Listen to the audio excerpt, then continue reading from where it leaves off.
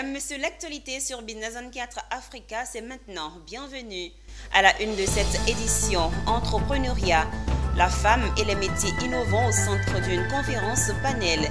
Agriculture, le projet Pacte lancé à Azagui au bénéfice des femmes de la Société coopérative des planteurs de café cacao. À Dabo, nous parlerons de salubrité urbaine. L'association Action sociale pour le développement des communautés promeut la propreté dans la commune. Et puis santé, l'ONG EndoWomen initie une campagne de sensibilisation sur l'endométriose à Abobo. Tout de suite pour les détails. En début de ce journal, intéressons-nous à l'entrepreneuriat féminin.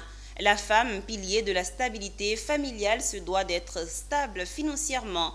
Pour ce faire, il faut entreprendre surtout dans des secteurs sous-cotés. Face aux défis de l'entrepreneuriat, la Chambre nationale des femmes chefs d'entreprise de Côte d'Ivoire a organisé une conférence réunissant des acteurs clés de la pêche et de l'immobilier. L'objectif est de sensibiliser, inspirer et outiller les entrepreneurs en mettant en lumière les nouvelles opportunités de marché. Ange Assémian. La première conférence de l'année sur l'entrepreneuriat à l'endroit des femmes donne des signaux positifs pour la suite. Une plateforme d'échange et de partage où les femmes de divers horizons professionnels ont pu découvrir des modèles de réussite dans les domaines peu connus tels que la pêche et l'immobilier. Une initiative du patronat féminin, la Chambre nationale des femmes chefs d'entreprise de Côte d'Ivoire. Nous nous engageons dans la formation des femmes et la direction de ces femmes-là, les faits qu'elles puissent réussir non seulement leur vie, avoir de l'impact et pérenniser leurs entreprises sur la base de 3 piliers, les 3 F. La formalisation des entreprises dirigées par des femmes, la formation des femmes entrepreneurs et le financement pour les femmes entrepreneurs.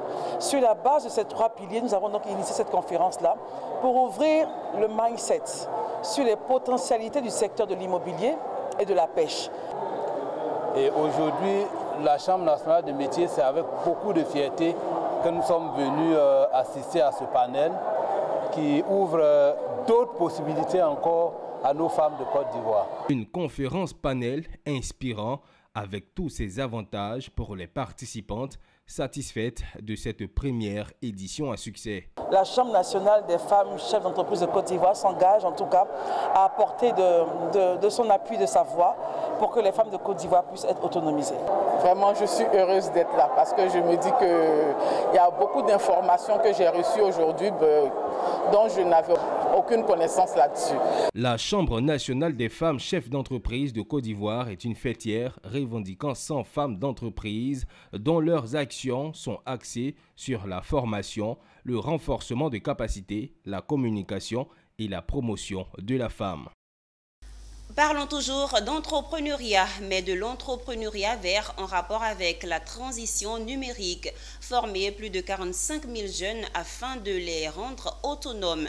C'est dans ce cadre qu'un projet ambitieux 2024-2027 dénommé Génie a été lancé. D'un coût d'environ 5 milliards de francs CFA, c'est un projet voulu par l'État de Côte d'Ivoire, épaulé pour la circonstance par l'Institut national pour la croissance verte et l'Agence coréenne de coopération internationale. Le top départ de ce projet a été donné par le Premier ministre Robert Begré-Mambé. Issa Badini nous en parle. Le Premier ministre Begré-Mambé, les ministres du Commerce, de la Jeunesse, de la Transition numérique, la présidente du Sénat, la présence est détaillée pour un projet tout autant détaillé.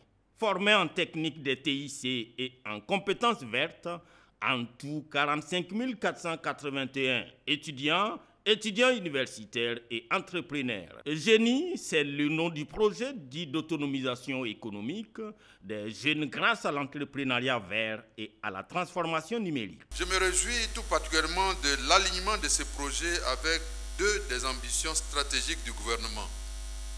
Il s'agit de l'ambition visant à faire du numérique un moteur de développement économique et social de la Côte d'Ivoire à l'horizon 2025.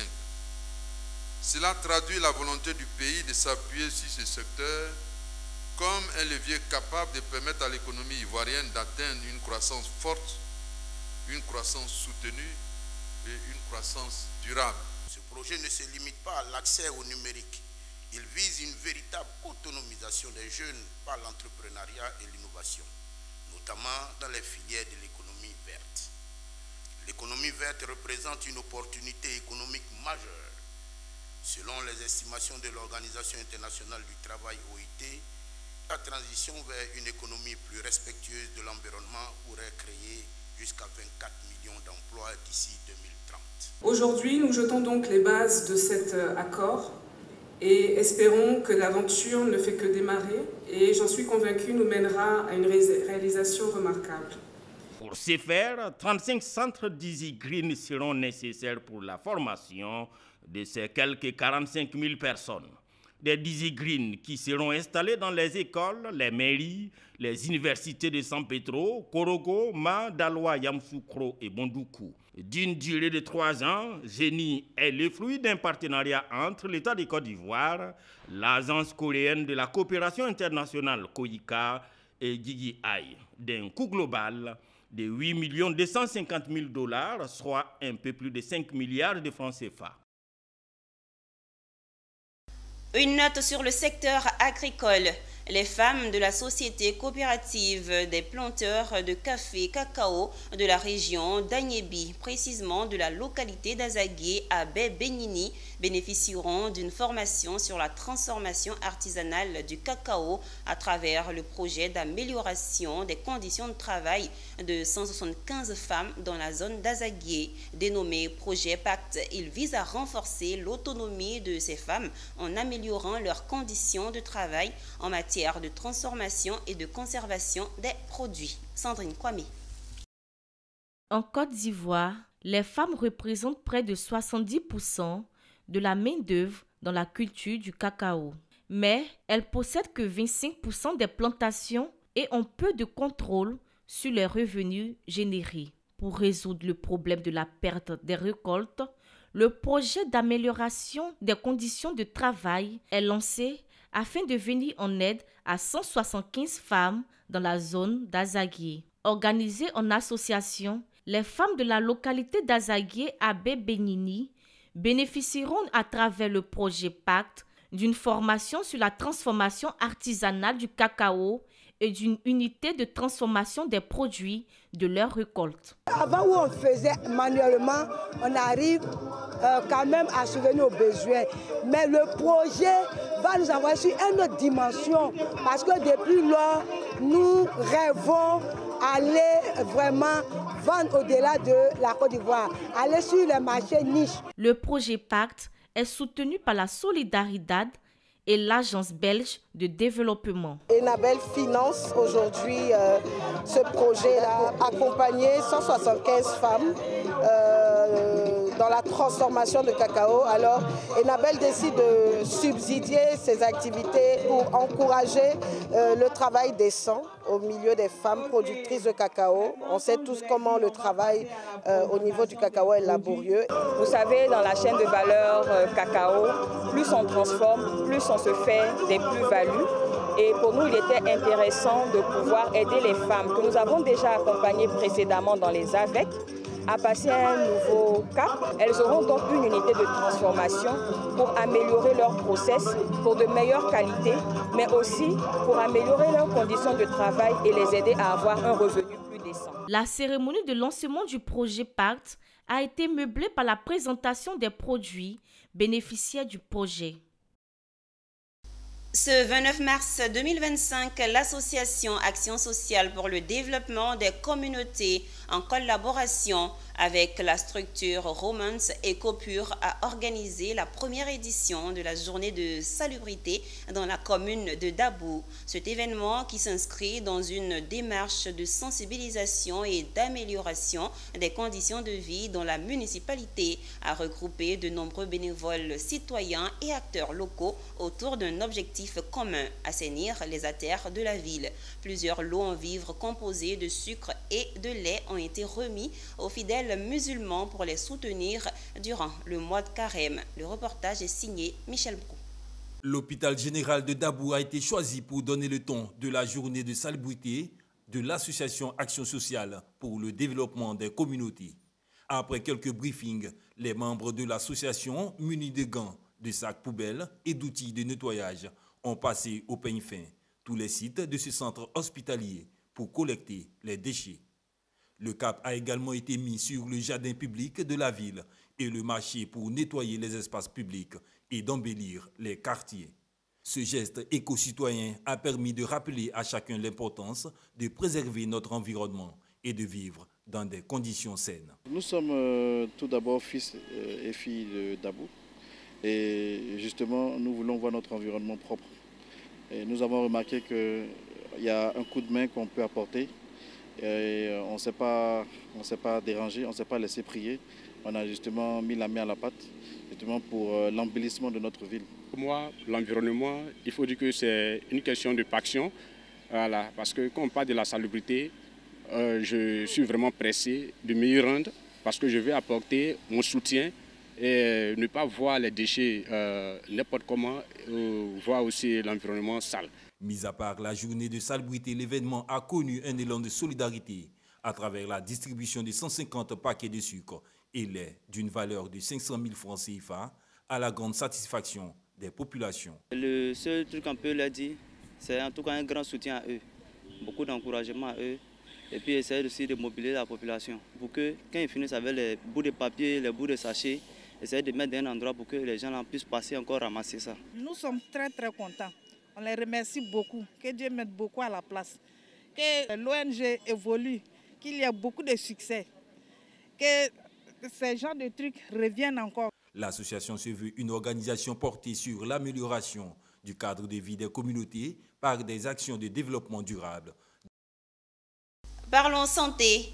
L'ONG Endo Women Afrique a initié une campagne de sensibilisation sur l'endométriose au marché de Belleville, situé dans la commune d'Abobo. Cette campagne a été l'occasion pour l'ONG d'expliquer les causes, les symptômes et les actions pour lutter contre les conséquences dévastatrices de cette pathologie ovarienne qui touche de nombreuses femmes. Sandrine Kwame. L'endométriose est une maladie gynécologique chronique et inflammatoire, mal connue en Côte d'Ivoire. Elle se caractérise par le développement d'une muqueuse utérine, l'endomètre, en dehors de l'utérus, colonise d'autres organes qui l'avoisinent et s'accompagne de grandes douleurs.